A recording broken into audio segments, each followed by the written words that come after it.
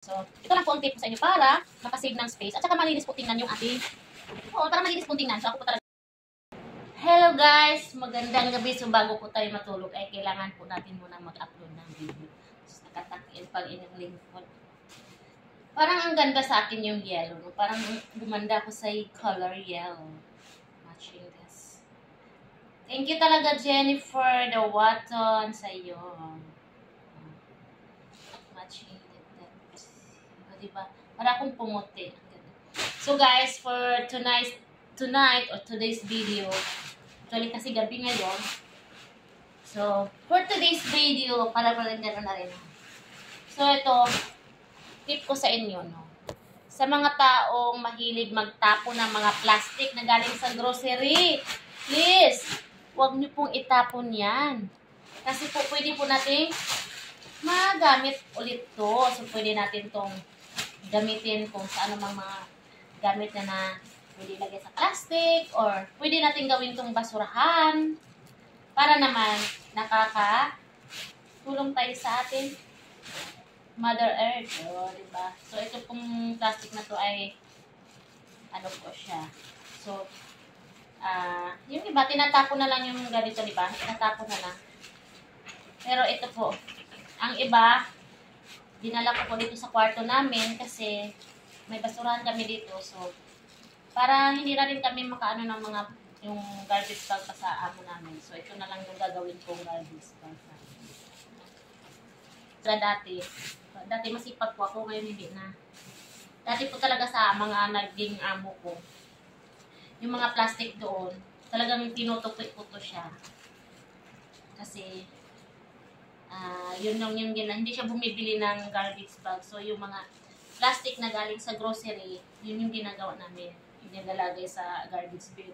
So, ganito po yung paraan ko. Ginagawa ko pong triangle. So, ganito lang po. Ayusin nyo lang po itong plastic ulit ko. Ganyan, di ba? Nakaganito siya. Ayusin mo lang po. Ayusin mo. Tapos, ganyan. Abutin natin yung gitna. Para maganda po yung yung magiging resulta po.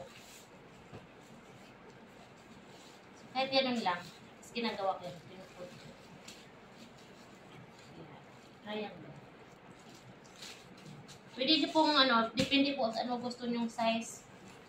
Maganda kasi pag nakaganito yung plastic. Nakaganito siya. Kasi, siya, malinis tingnan. Tsaka siguraduhin nyo lang, pag bago nyo tupiin, dapat siya, yung tuyo, yung plastic, dry talaga kasi pwede siyang mangangamoy.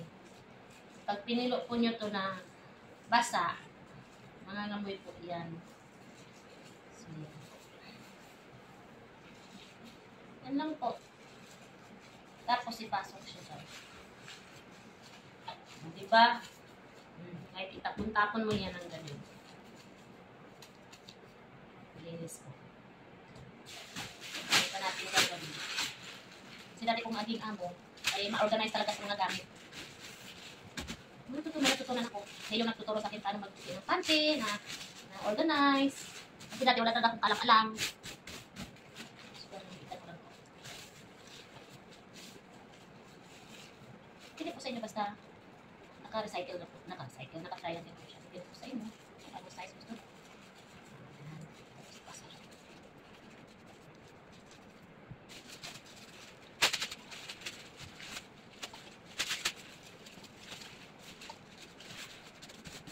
Hindi ko nila lahat natin.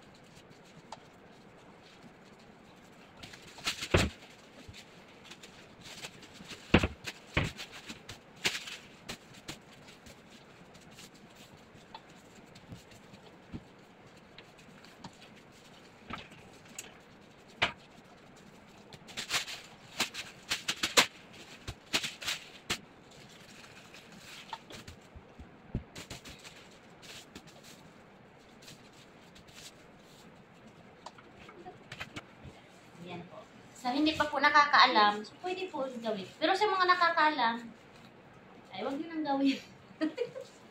Pero sa totoo, sa hindi pa nakakaalam, so pwede po magiging ganito. Organize po ang magiging. Organize po. At saka tipo sa pwesto, sa saan. Lagay po ito sa isang plastic. Napaka linis po na inilagay. So yan na po. Ayan. Nakikita diba?